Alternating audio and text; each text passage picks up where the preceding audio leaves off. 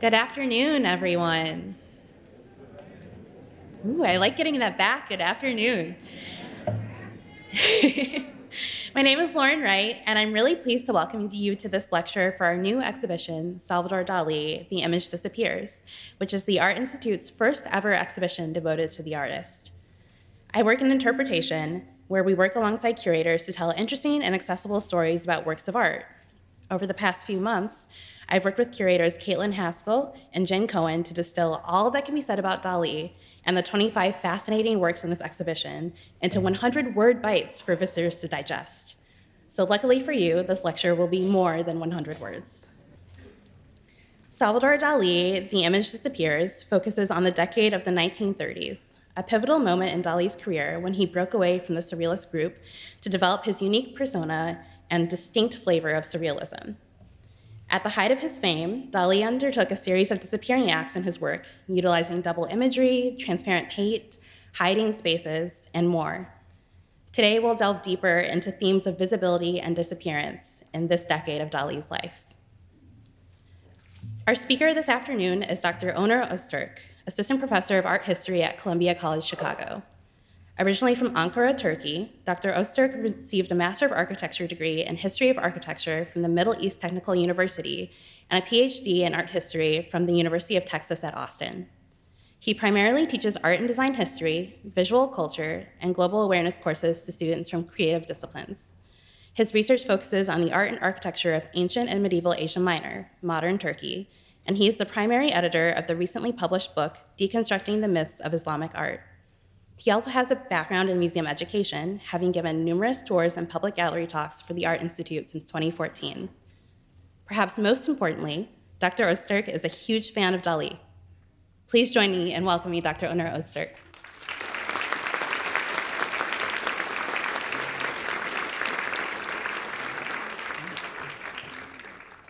Wow, what a crowd. So this is so amazing. Thank you. This is actually twice bigger than my circumcision party, which was actually twice bigger than my wedding party. So I am really humbled with this crowd, little nerve-wracking. Oh, not appropriate, I'm sorry. If this was not appropriate, I apologize. I guess, thinking about Dali for a while, preparing for this exhibition, I couldn't stop thinking about my own body parts, so that may be where that inappropriate joke popped up. And I'm sorry, that was not even in my text, so our captioner is probably freaking out. I apologize. On a somber note, as you heard, I'm originally from Ankara, Turkey. I just want to say, as you know, there was a devastating earthquake in my home country and also our neighbor Syria. And I just want to say my heart goes to all the people affected by this terrible tragedy. I am also so moved by the international response, including many of the organizations here in Chicago. So thank you for all that incredible support. So I also want to say I'm very grateful today to Caitlin Haskell, Gary C. and Francis Comer Curation of International Contemporary Art, and her team for curating this amazing exhibition, but also providing materials for me as I was getting ready for this lecture. And I also greatly appreciate all the support of Casey Smallwood and Sam Ramos and their teams, and the wonderful introduction of Lauren. Thank you so much. Finally, to my wife, Dr. Nicole Kaminsky Öztürk, who is taking care of our two kiddos, 3 and 6, right now, taking them to the eye doctor. We were just debating which one is more nerve-wracking, taking 2 toddlers to the eye doctor or giving a lecture to an amazing crowd. Before we jump into details of the exhibition, however, let's talk a little bit about Dali becoming Dali. He was born on May 11, 1904, in Figueres, very close to the French border and also the Mediterranean coast. Figueres is the province of Catalonia, so he was a Catalan. In fact, Figueres means trees in Catalan. Scholars believe the location And the landscape of Dali's birthplace had a significant impact on him. This is a picture of the family by Joseph Pichot. Here is his aunt, Maria Teresa, his mother, his father, Salvador Dalí, right here. I don't know if you can make it, right there. And also, then we have Aunt Caterina, Sister Ana Maria, who will be later Dali's stepmother shortly after the death of his mother, and grandmother Ana. The Dali family spent their holidays in the picturesque town of Cadaqués, beside the sea and beneath the mountains. It was from the coastal Cadaqués, rather than the inland Figueres, that Dali derived his greatest inspirations. Dali was interested in painting from a very early age. Here is a lovely piece from his childhood years with an impressionist approach. And as he was emerging as an artist, eventually studying art in Madrid and Paris, his early work displayed the influence of various European masters, sometimes quite literally, as in the case of the self-portrait with the Raphaelesque neck, very long one, or more stylistically, as in the case of the painting titled Cubist Self-Portrait, right here. His obsession with other Picasso styles continued for a few years, particularly after visiting Paris in 1926, but eventually he finds his jam with surrealism. Dali joins the Surrealists in 1929, but he was already exploring the movement as early as 1927, 1928. This included experimenting with deep spaces of the Giorgio de Chirico and Max Ernst, and extensive readings of psychoanalytic books, including Freud's Interpretation of Dreams and Richard Fryer von Krafft-Ebing's Sexual Psychopathy, a clinical forensic study, also known as Psychopathia Sexualis. Dali joins the movement in a period of crisis and division, which requires its own lecture. But this was also, interestingly, a time of significant changes in Dali's own life. Here he is with a shaved hat and a sea urchin on his hat, right here, so adorable. And his relationship with his father was never good, but his affair with Gala, also seen here, back then married to surrealist poet Paul Eluard, and 10 years older than the artist, they faced strong opposition, and eventually Dali was banished from the family until the end of the Spanish Civil War. In response, Dali shaved his head and buried his hair on the beach of Cadaqués before going to Paris. And he becomes the new blood of the surrealist movement, bringing fresh energy to the group. And this is a perfect match, at least temporarily. Now he could express himself, putting on the canvas all his inner desires, fears, and anxieties. Arguably, sorry, I'm so used to switching here. Let me do this. Up too fast. Arguably, one of the most important paintings of this era is The Persistence of Memory, now in the Museum of Modern Art in New York. It was unveiled in New York in 1932. The painting captures a number of melting and decaying clocks in a plain landscape with some hills of the coastal Catalonia in the background.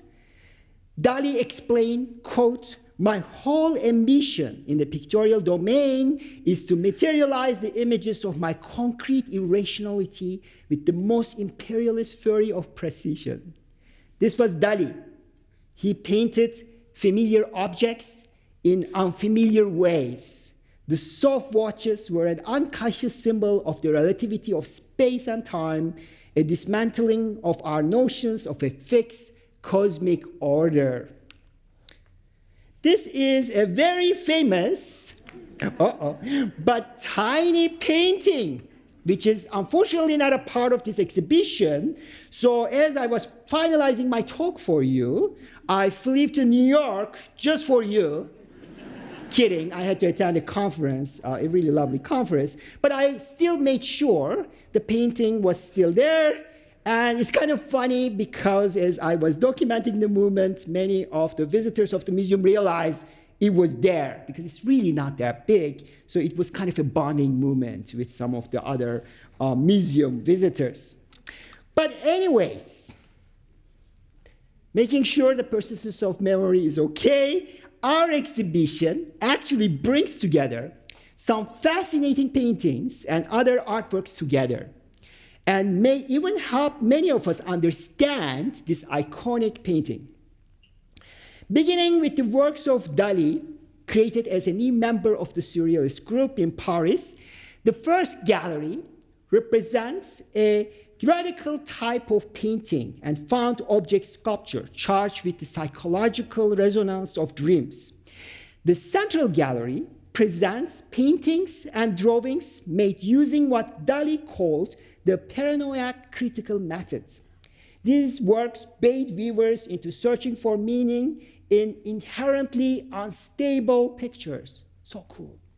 The final gallery explores the artist's interdisciplinary and immersive installation for the 1939 World's Fair, The Dream of Venus Pavilion, his final project during this decade. Constantly shifting his artistic identity and always the showman, Dali has kept audiences marveling, questioning, and searching for nearly a century. So let's look at what we will actually see today after the exhibition. I'm sure some of you already did. One of the earliest paintings in the very first room is titled Premature Ossification of a Railway Station. And here you can actually see a year earlier, right, one of the melting clocks, one of these melting and misshapen clocks. Dali referred to these clocks as the camembert of the time, the soft, yummy French cheese. The melting clock seen here contrasts with the precise perspective of the painting, which is very visible right here, as well as the hardness, of the term ossification, the natural process of bone formation implied by the title. For Dali, so forms like this could introduce an uncomfortable slippage between various appetites, from aesthetic to culinary to sexual. In the background, we also see two high-heel shoes right here. And throughout the 1930s, such shoes continue to appear in the artist's work, often serving as stand-ins for Gala, the woman who would become his muse, alter ego, and later his wife. And again, I just want to say, one of the fun things in the exhibition is to find some of these motifs and how they appear and reappear in various artworks, and how they also change in terms of size and shape and texture. So that's really fun thing to do. A topic that captured Dali's attention during this period is the story of William Tell. And here is this painting. And Tell, you may know this already, was the Swiss folk hero. And here I'm showing you an earlier print to remind you the story, because Dali's is a little bit confusing. And the story is, the Swiss folk hero who risked the life of his son by shooting the famous apple placed on the boy's head. So in Dali's version, this becomes almost a metaphor for a complicated father-son relationship. In his version, he becomes a castrating father, violently opposed to the intrusion of a married woman, Gala, in young Salvador's life. Have you noticed the absence of the apple? Where's the bow? Where's the arrow? In Dali's imagination, Tell became a metaphor for father and son. One of the ideas Dali borrows from Sigmund Freud is castration anxiety. And here is a close-up. Castration anxiety is a psychological concept introduced by Freud to describe a boy's fear of loss or damage to the genital organ as punishment for incestuous wishes towards the mother or murderous fantasies towards the rival father. So he's dealing with a lot here in terms of layering. Although the scissors imply castration, the collage leaf, which is right here in the previous one, can go back, and here is the scissor I'm talking about. Although the scissors suggest a castration, the concealed leaf obscuring the son's body makes it impossible to see whether the act is impending or complete. The scene also has a kind of Abraham versus God vibe. The gesture, the moment of sacrifice, right? The familiar religious scene, or even the gesture of the hands right here.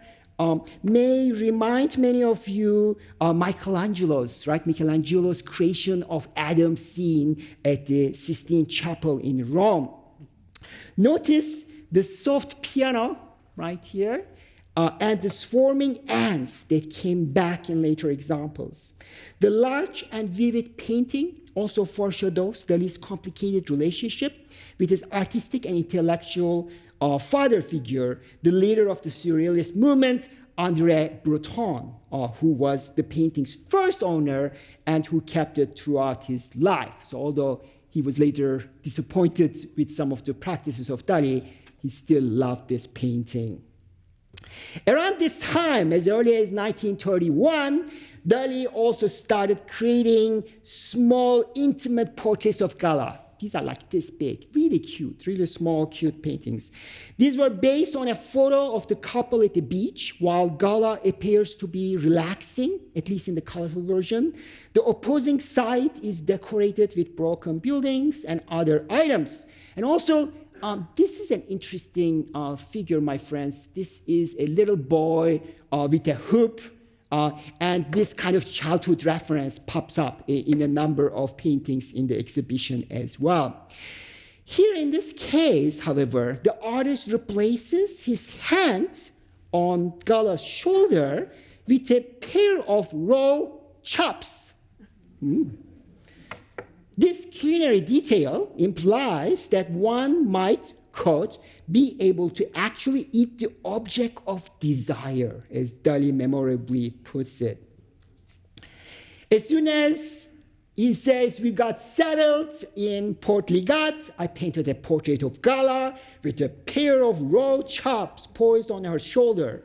The meaning of this, as I later learned, was that instead of eating her, I had decided to eat a pair of raw chops instead.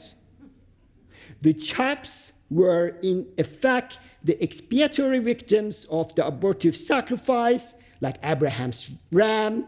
See, the same things are appearing, and William Tell's apple.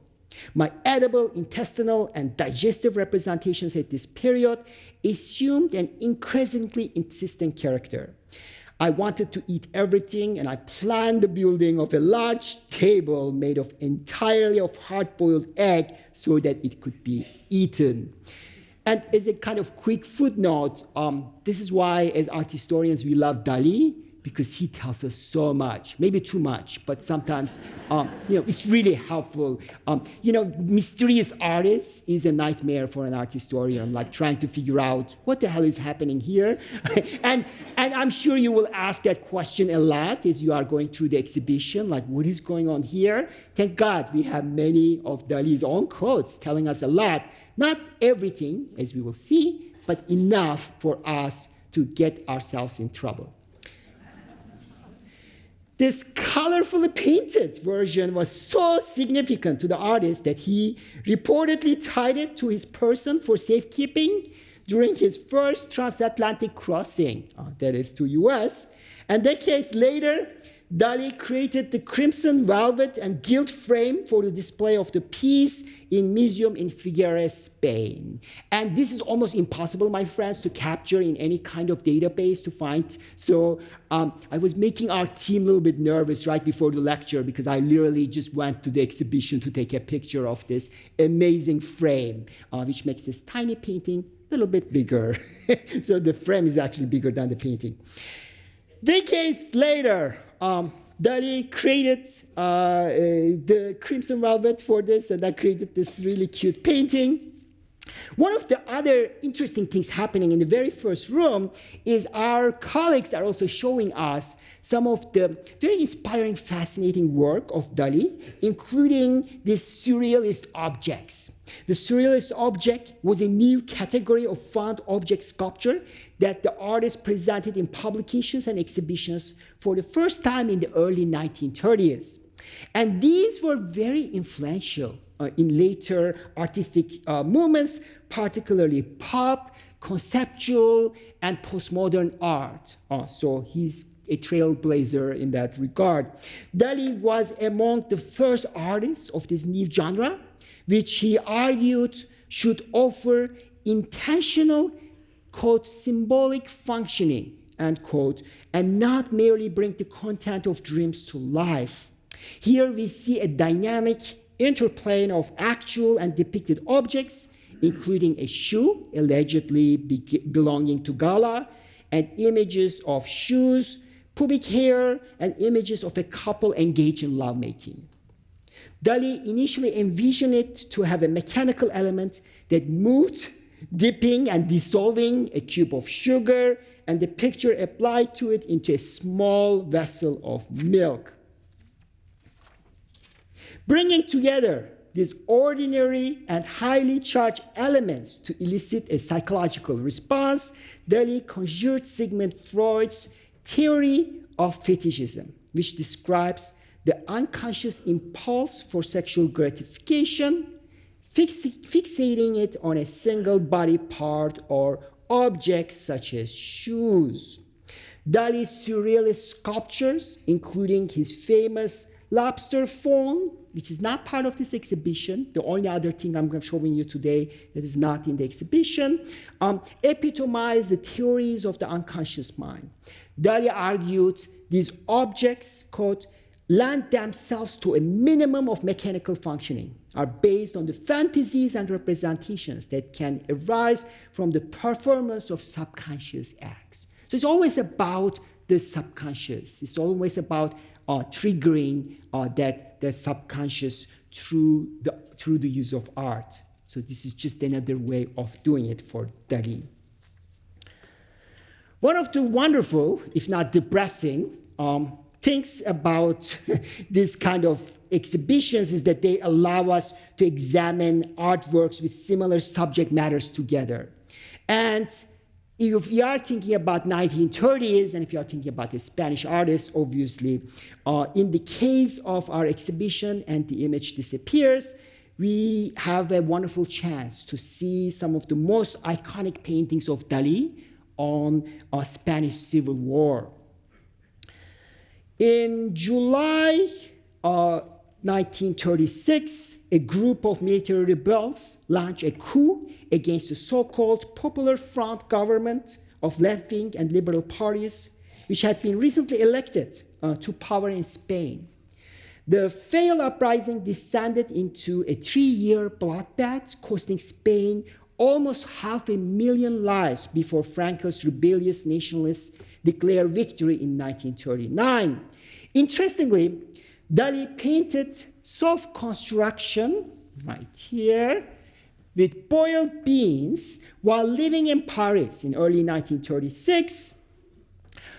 On the eve of the devastating Civil War, he cited this as an evidence of, quote, the prophetic power of his subconscious mind. So it's a picture that in Dali's mind had a prophetic function, actually saw what was coming in the case of the Civil War. It's a picture of a monster with a disturbing smile, connected in a violent altercation with another master that appears to be two parts of the same creature. So it's basically a monster tearing itself apart, but it's also already torn at the same time, right? All over the background and on some parts of the monster, there are boiled beans. You can see some of that here. And these actually refer to what Dali explains as, quote, the soft structure of that great mass of flesh in civil war I embellish with a few boiled beans, for one could not imagine swallowing all that unconscious meat without the presence, however uninspiring, of some mealy and melancholy vegetable. One of the most interesting aspects of this allegory of self-inflicted carnage is that monster, and here is my little contribution for you, is actually matches with the map of the Spain. So if we actually position the contours of the Spain map, as you see in my little digital drawing, it's actually very close, right? It actually shows that quite literally.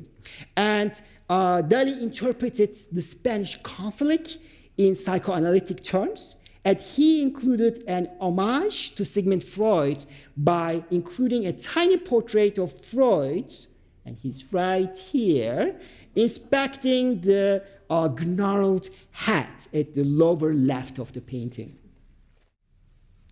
Soft construction with boiled beans actually reminds me of another painting we have in our collection, which is, of course, on the third floor of the modern wing, and that is Wassily Kandinsky's improvisation number 30, also known as Cannons, because it has cannons. Unlike Dali, however, Kandinsky did not claim in 1913 any prophetic abilities, admitting, quote, the presence of the cannons in the picture could probably be explained by the constant war talk that has been going on throughout the year. I have a confession. Both of these paintings make me extremely nervous about the times we are in right now. But don't worry, I'm not an artist, so I'm not painting anytime soon. So don't expect any disturbing subconscious painting of any expectation, although I know some great artists if you want to know some of that. So when the conflict started, Dali was in London, and he reflected, quote, the chaos in Spain undid me, and the monsters of civil war found their way onto my canvases. The double being of the cannibalism of autumn was eating itself up and sucking my blood. My father was to be persecuted. My sister almost lost her mind. My church steeple would be razed, and countless friends would die. Doubt, nothingness, and the abjectness of hate were all about me. So another really fascinating painting in the exhibition that is dealing with the Spanish Civil War is this work titled Autumnal Cannibalism. So in this work, Dali captures these ideas in the form of a romantically entwined couple dining each other's flesh on Spain's Emporda plain. The cannibalistic couple becomes a metaphor as a mutually destructive yet amorous act of consumption. This consumption was widely interpreted as neutral, cementing Dali's increased ideological distance from his surrealist peers who strongly supported the Republican left. But this is hardly surprising, as it seems like his sister had been imprisoned and tortured by the Republicans, and one of his best friends, Federico Garcia Lorca, was killed by the nationalists. As someone who's already torn apart by the Spanish Civil War, it is understandable that Dali got extremely nervous with the initial signs of World War II. This takes us to my favorite painting from the Art Institute of Chicago, Inventions of the Masters. Dali made this painting during his stay in the Austrian Alps, only months before the country was annexed by Germany. capturing the anxiety and the turmoil caused by escalating conflicts across Europe. He depicted, once again, a barren landscape littered by hybrids and pretty curious figures. When the Art Institute acquired this painting in 1943, Dali wrote to this museum explaining the painting in detail and providing an enigmatic description. Again, as art historians, thank you, Dali. He says, quote, according to Nostradamus, the approbation of masters presages the outbreak of war.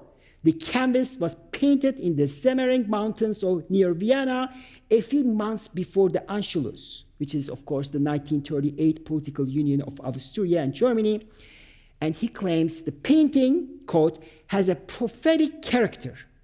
Horsewomen, right here, equal river monsters, flaming giraffe, which is right here, equals masculine apocalyptic monster, cat angel equals a heterosexual monster, hourglass, which is right there, equals metaphysical monster, and Gala and Dali, so cute, right here, the sentimental monster. The little blue dog, where's the little blue dog? Right there, yes, very good, is not a true monster. Commonly referred as the Andalusian dog, whose transparent rendering makes it effectively disappear into the landscape. And it's kind of interesting what this dog may refer to. I just want to note that earlier in his career, Dali actually worked with a peer for a movie, silent movie, which is available on online platforms right now called The Andalusian Dog. It may also have originated, that name of the movie, from the Spanish expression, quote, an Andalusian dog howls, someone has died. So there's definitely some interesting connections there. Here's the exciting thing. Now our curators think that this may be a veiled reference to his friend Spanish playwright Federico Garcia Lorca that I just mentioned about.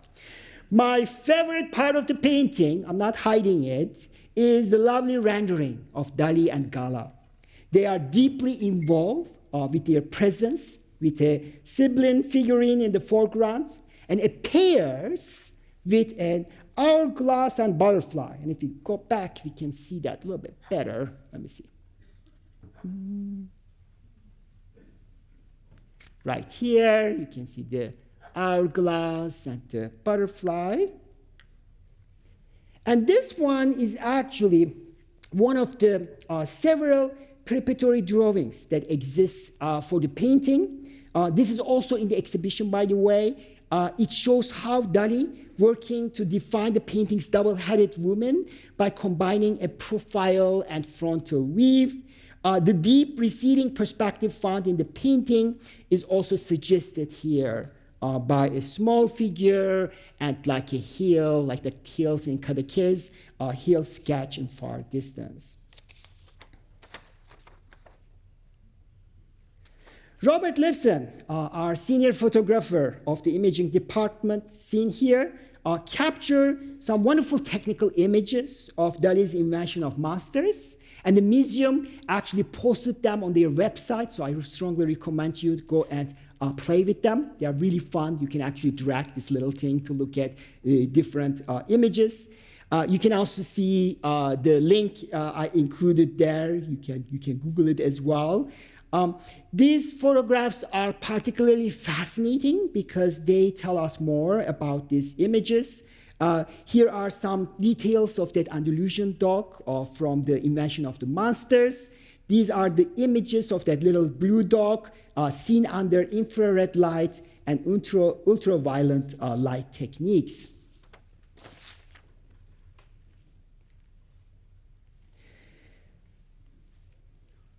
Meanwhile,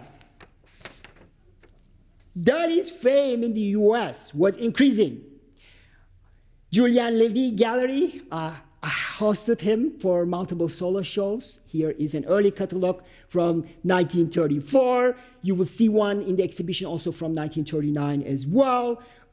And also he became so famous, particularly in the United States, he became the cover of the Time magazine. And if you made the cover of the Time magazine, you made it. The same year, Dali completed the invention of the monsters. He also visited the Art Institute of Chicago and posed in front of a chemist lifting the extreme precaution, the cuticle of a grand piano. And as you can see, he's looking pretty dandy.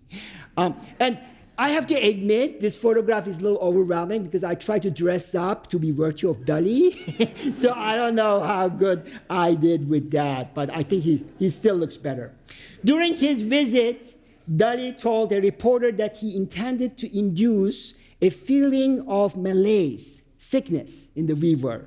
He expanded, "It's impossible to ask for an explanation.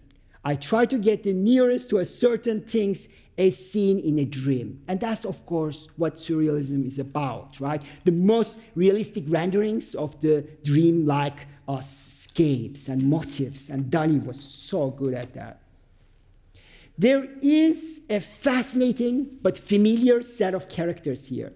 You can see his hometown chemist, right, pharmacist right here, the German composer Richard Wagner, and a composite figure blending aspects of the serious folk hero William Tell, former Soviet leader Vladimir Lenin, and Dali's own father. So all the complicated fathers coming together. Where is that figure?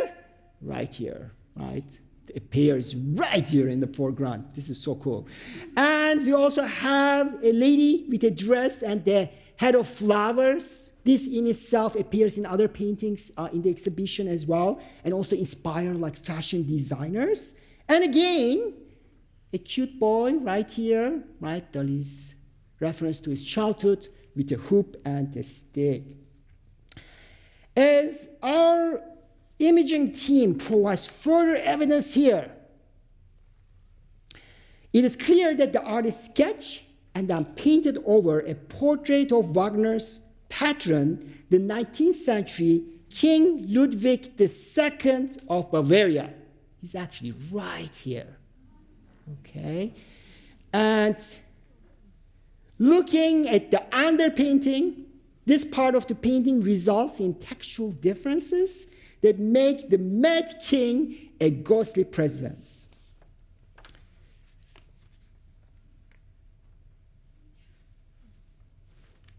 Right.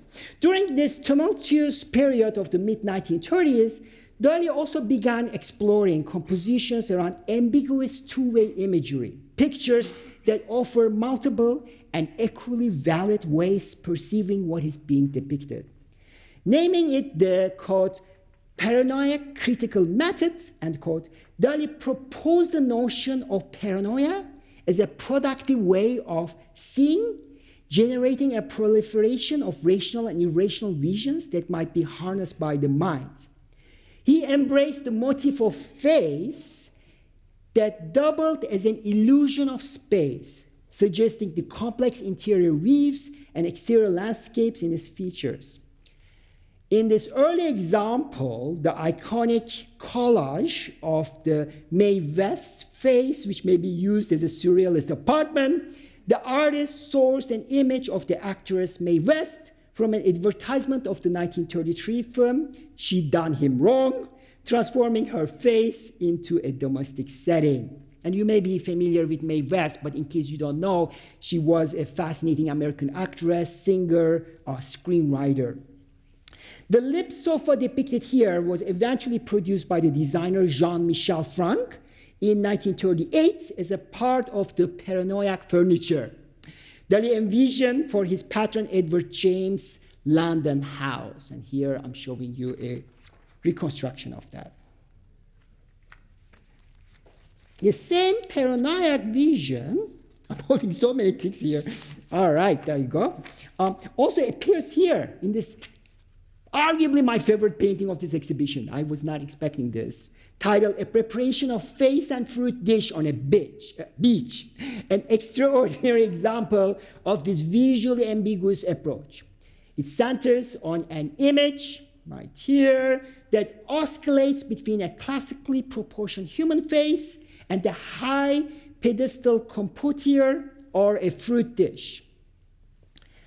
Building on Dali's obsession on the edible, this painting is the pinnacle of Dali's commentary on art as a form of consumption. The bowl of pears poetically invites viewers to, quote, digest the artwork.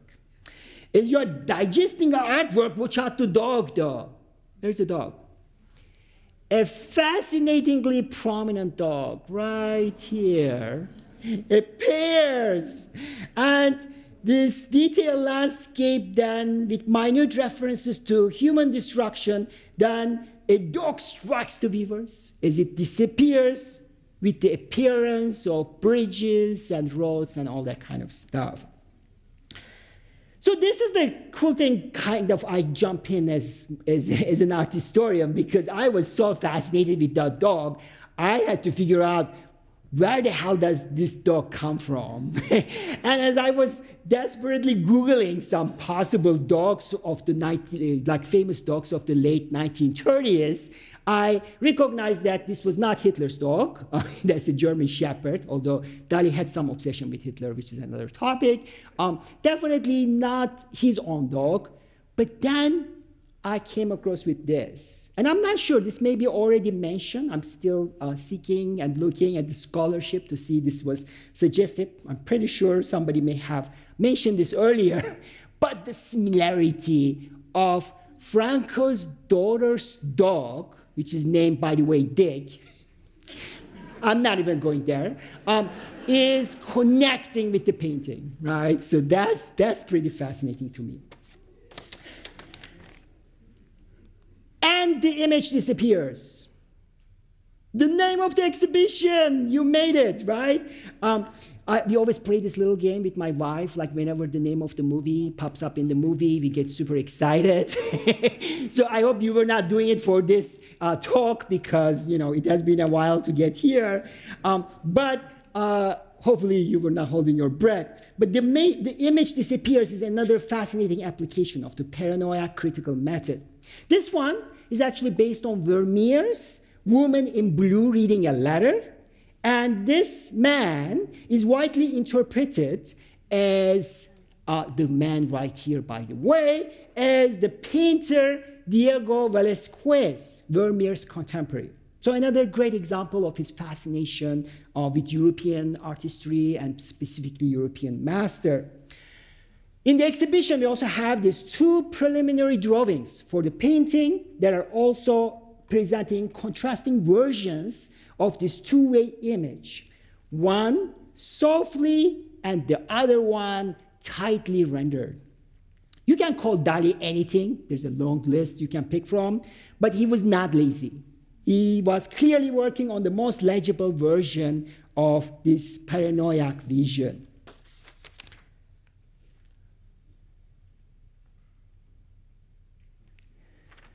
In the late 30s, Dali starts to favor the creation of whole environments and objects on a monumental scale combined with a performative element. In 1939, with the assistance of Julien Levy, he created a pavilion for New York's World Fair. And Julien Levy was his New York dealer. He thought this would be a great chance to connect with a larger audience, introduce surrealism to the wider American public. Located in the amusement area of the fair, the installation incorporated huge reproductions of Leonardo's Mona Lisa and Botticelli's Birth of Venus. And throughout the fair, hired performers would engage with these installations. The idea of discovering Venus and her dream through an interactive process, however, was not a new thing for Dali. In 1936, he created Venus de Milo with rovers, which is, of course, in our collection. A half-size plaster reproduction of the famous marble sculpture from the Louvre Museum, but altered with rovers in the figure's forehead, breast, stomach, abdomen, and even one of the knees, the left one to be more specific. Then in 1962, he added a set of pom-poms to the rover and pulls forever, transforming the work through its evocative tactile implications. Dali was deeply influenced by the work of Sigmund Freud, as I have been mentioning, contending, quote, the only difference between immortal Greece and contemporary times is Sigmund Freud, who discovered that human body, purely Platonic in Greek epoch, is nowadays full of secret drawers. Only psychoanalysis is capable to open. So Venus de Milo, with this three-dimensional culmination of Dali's explorations into these deep psychological mysteries of sexual desire, symbolized in the ancient figure of the goddess of love. So when the Dream of Venus was completed, it included surrealist interiors with hung materials, including these large paintings. So our painting, shown here, formerly known as the Visions of Eternity, was in fact a portion of these murals. Painted by Ursula Trudnos, these large panels, each around 2 meters, almost 7 foot high, a little higher than Onur, included some of the most recognizable motifs of Dali's art. A melting clock, right here, actually multiple. It also included the flaming giraffe, you see right there. And they were surrounded with actual objects, as you see from these photographs with the umbrellas and boxes and other things. Adjacent to this dry portion of the presentation, the wet aquarium featured a burlesque performance that completed the pavilion's celebration of classical beauty. Here are some photos of the Vogue article that promoted the pavilion in June 1939, also on display in the exhibition. You can see this in the third portion of the exhibition. Dali, however, was extremely frustrated with the process of building the pavilion. He felt like his artistic freedom was challenged. And here I found from the Library of Congress archives what I am guessing a frustrated Dali would look like. So I don't know if that works. So Dali composed a pamphlet, which is also on display, that is titled Declaration of the Independence of the Imagination and the Rise of Man to His Own Madness, after creating his Dream of Venus pavilion for the New York's World Fair. The pamphlet described that the so-called middleman of culture are practically ruining everything. And Dali was most angered by the censorship of his vision for the pavilion facade, which was meant to include a Venus with a human body and the head of a fish. And you can see kind of his vision here, inverting the familiar form of the mermaids. And in fact, he said the committee responsible for the amusement of the area of the World's Fair has forbidden me to erect the exterior of the Dream of Venus, the image of a woman with the head of a fish. I have always believed that the first man who had the idea of terminating a woman's body with the tail of a fish must have been a pretty fair poet. But I am quite certain the second man who repeated the idea was nothing but a bureaucrat. And that's one of the things I love about Dali, because I hate bureaucracy. I'm very good at it, but I hate it. In any case, Dali says, the inventor of the first siren's tale would have had my difficulties with the committee of the amusement area. Despite Dali's frustrations, the installation successfully introduced Dali and Surrealism to a much bigger audience. Ironically, by the time the pavilion opened, the artist himself had disappeared abruptly, leaving behind his many collaborators in the Surrealist dream. The disappearance was rather short-lived, and the artist continued to keep audiences marveling, questioning, and searching with his new body of work. As I conclude my talk, I'm inviting you all to disappear and then re-emerge in the Salvador Dalí The Image Disappears galleries. But first, I would love to entertain your questions. Thank you.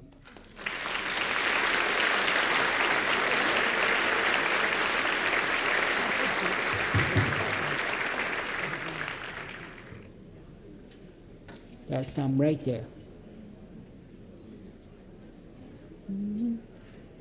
All right, microphones are coming.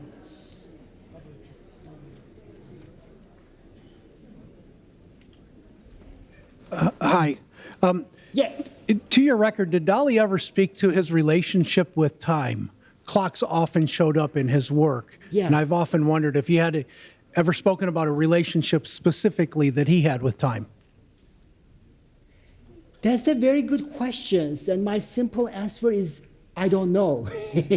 and he did talk about almost everything, but that's a very interesting question. And I think that's one of the reasons why the persistence of memory may be a challenging painting, because although some scholars seem to be very certain about what those clocks actually mean, we don't have a definitive explanation from one of the most talkative artists of the 20th century. So the simple answer is I don't know. Thank you for asking. Okay, so we've seen Venus with the drawers. Yes. Have you guys actually opened the drawers? And if you have, what's in them? So I am an educator, so I have been working with the education department for a while. But my wonderful colleagues have been doing most of the installation and work. So they rarely let nervous, anxious, super hyper, as you can tell, art historians touch those objects very often. But to my knowledge, they are empty, because part of the Dali's deal is to let you take the lead in terms of figuring things out. So it's not necessarily what is in the drawer, but it is like this triggering your own subconscious through that object is critical. And I felt the same way when I was walking through the galleries and engaging with some of the paintings, because it is such a personal experience that also very much builds on you, and you start thinking about your own life and all the material and immaterial things you have. Thank you. There's a question right there. Just wait for the microphone, please. Thank you so much. Republicans talk a lot about the woke culture. I just want to know if Dali has been reinterpreted because of that, or nothing has changed. Are you talking about the Spanish Republicans or American? No, I was talking about the ones right here. Okay, all right. So that's a very loaded question to an immigrant Muslim scholar who's also too liberal for any of his two countries. But if I can entertain, because I promised to entertain the questions, right? I feel like Dali was first of all, a great entrepreneur, right? He was not shy in terms of creating work that would trigger controversy. He actually embraced it. He embraced the attention. He embraced the conversation. But at the same time, the Republicans of Spain were actually liberal left wing, so he didn't really agree with some of the surrealists, and that was part of his departure from that movement. And he even called himself as the real surrealist artist. So he was pretty opinionated about that. But it's also interesting because a lot of his work became so inspiring for later artists. We may not have the same reaction that the people had to his work many decades ago. I always tell that to my students, to think about our entire collection that way, right? Impressionists, for instance, had the same kind of deal. They were not accepted by all the grandmas of the time, but now all the grandmas love Impressionism. So I don't know. Did I address your question? Was it entertaining enough? Thank you, sir. Did Dali ever reconcile with his father? And if not, did he ever feel more kindly toward him compared to the castrating father image? Yeah, that's a wonderful question. To my knowledge, the relationship got slightly better after the Civil War, but I think that father figure was not just about his father. It was also about father in the sense of like Breton, the father of the Surrealists, but also father of people like Lenin, who appear in this kind of hypersexual, hyper-masculine fashion in media. So I think it was beyond his dad in that case. But to my knowledge, it got better. Great question, though. These are all questions that the moment I tell my students, let's Google together, but I don't know if we should do that at this point. But thank you. We have time for one more question. One more question.